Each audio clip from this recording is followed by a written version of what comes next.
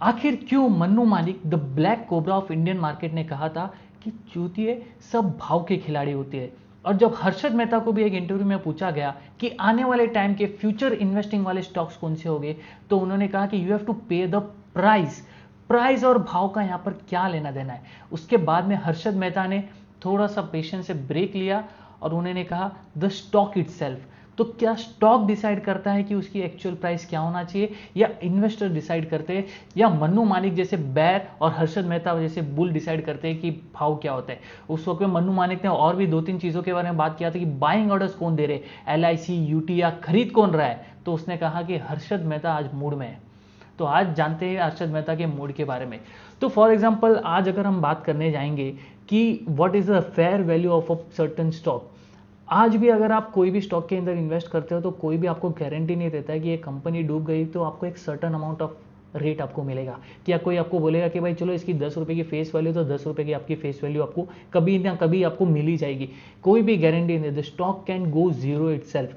The only thing is market में जब fundamentals hit होते हैं, जब कंपनी के ऑर्डर्स बुक बढ़ के आते हैं, तो एक कंपनी का सर्टन प्राइस डिसाइड किया जाता है, ओवर वैल्यूड या अंडर वैल्यूड। अब अंडर वैल्यूड स्टॉक्स के अंदर बुल्स आते हैं और उन्हें बाय करते हैं। फॉर एग्जांपल कोई एक 100 रुपए का स्टॉक है और हर्षद मेहता कहता है भाई ये तो अंडर वैल्यूड स्टॉक है, इसको हम 2000 रुपए तक लेके जाते हैं, जो कि उसने अपोलो के टाइम पे किया था। अपोलो के शेयर्स को उसने बहुत नीचे से 2000 रुपए तक ट्रेड किया था। एंड वही जगह पे तो जब शॉर्ट करने की बारी आई थी तो बैर्स को लगा था कि स्पीक शॉर्ट करने लायक है, तो स्पीक जो हर्षद मेहता बाय करके चल रहा था, उन्होंने स्पीक को शॉर्ट करना स्टार्ट किया था।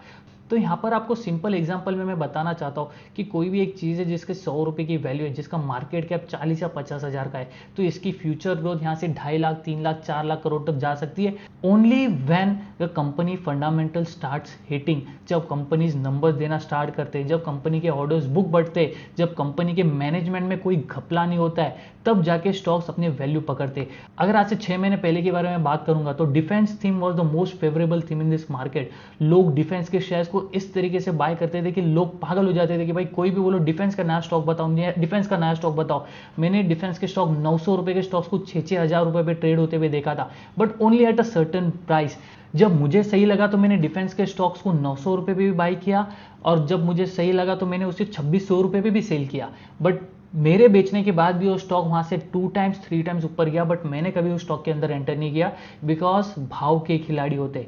उस वक्त पे 900 रुपए का भाव मुझे भाग गया, 26 रुपए का भाव मुझे भाग गया, तो मैंने बेचा। कोई और इन्वेस्टर को 26 रुपए सही लगा, उसने बाई किया। किसी और इन्वेस्टर को 5000 रुपए पे सही लगा, उसने बाई किया। बट एक ही चीज होता है, एट द एंड वही होता है जो मार्केट के बिग प्लेयर्स डिसाइड करते हैं, जो FIs, FPIs, foreign portfolio investors. India में आज हर्षद मेहता तो नहीं है, या आज डीमार्ट के दमानी एक्टिव नहीं है, मन्नू मानिक एक्टिव नहीं है, बट बहुत सारे ऐसे इंस्टीट्यूशन प्लेयर्स है जिनका फेस कोई नहीं जानता, but they are going to make this market work on their own. वो अपने उंगलियों पे स्टॉक्स को घुमाएंगे, but you have to be cautious and you have to decide कि सब भाव के खिलाड़ी होते हैं। आपको भी भाव के खिलाड़ी बनना है। अगर आपको स्टॉक सही लगता है you should buy it, but अगर आपको लगता है स्टॉक ओवर वैल्यूड है जस्ट सेल इट। अगर आपने 1000 रुपए पे बाय किया, 2500 रुपए पे शेयर ट्रेड हो रहा है, आपको सही लग रहा है कि ये रेट सही था, आपने बेच दिया, दोबारा मुड़ के मत देखो। आने वाले टाइम में अगर उसके फंडामेंटल्स हिट होते, वो स्टॉक 5000 पे ट्रेड होता है, तो आप 5000 के ऊपर भी उसे बाय करिए, look for 6000 rupees, but with the same thing you have to also worried about your stop loss. अब 4000 रुपए की चीज ट्रेड करोगे, वो नीचे उसका डाउनफॉल 4000 है, ऊपर तो शायद ही गया तो गया, नहीं गया तो नीचे डाउनफॉल हमारे पास 4000 रुपीज है। बट यूजुअली 4000 ऐसे होते ही नहीं है शायद एक ही दिन में या एक महीने में, एक साल में गिरने के लिए। It takes time. मैंने बहुत सारे स्टॉक्स को डीलिस्ट होते हुए देखा है, जीरो पे ट्रेड होते हुए देखा है, लोअर सर्किट पे ट्रेड होते हुए देखा है, कंटिन्यूस 3-4 दिन पे भी लोअर सर्किट पे ट्रेड होता है, but at a certain price पे आके वो रुक जाते हैं, बिकॉज सब भाव के खिलाड़ी है। उस वक्त पे उनको वो भाव भा जाता है, इसीलिए वहां पर बाय करते हैं जब स्टॉक लोअर सर्किट पे होता है। जियो जब लिस्ट हुआ था मार्केट में, डेली लोअर सर्किट मार रहा था 250 रुपए का स्टॉक, बट जब वो 200 रुपए पे आया था, पीपल स्टार्टेड बाइंग इट।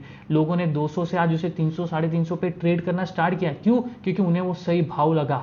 अगर आपको मैं बताऊं, CDSL जब मार्केट पैनिक में था, CDSL 1000 रुपए पे ट्रेड होता था, nobody was buying, but CDSL जैसे ही 1600-1700 के रेट पे आता है, पीपल स्टार्ट बाइंग इट, क्योंकि उनको सही लगता है कि वो एक अच्छा सपोर्ट जोन मेंटेन करता है, वहां से अपसाइड उन्हें दिखता है कि भाई चलो क्लोजेस्ट नंबर इज 2000, 1600 का स्टॉक 2000 जा सकता है, तो वहां पर बाय करते। बट जब स्टॉक 2000 से 1000 आता है, पीपल गेट वरीड कि 1000 रुपए का स्टॉक 500 हो गया तो हम 50% इन्वेस्टमेंट लूज कर देंगे। बट वही जगह पे 1600 रुपए के स्टॉक्स में ट्रेडर्स गेट वेरी एक्टिव कि भाई 1600 रुपए का स्टॉक 20 रुपया 25 रुपया इजी मूव करेगा, 1000 रुपए का स्टॉक 25 रुपया मूव नहीं करेगा, क्योंकि 1000 रुपए का स्टॉक जब 25 रुपया मूव करेगा इट इज 2.5% इन इंट्राडे। अगर स्टॉक दिन में 2.5% चलता है तो महीने का अगर हम एवरेज करें 22 दिन में तो कम से कम 40% मूव करेगा।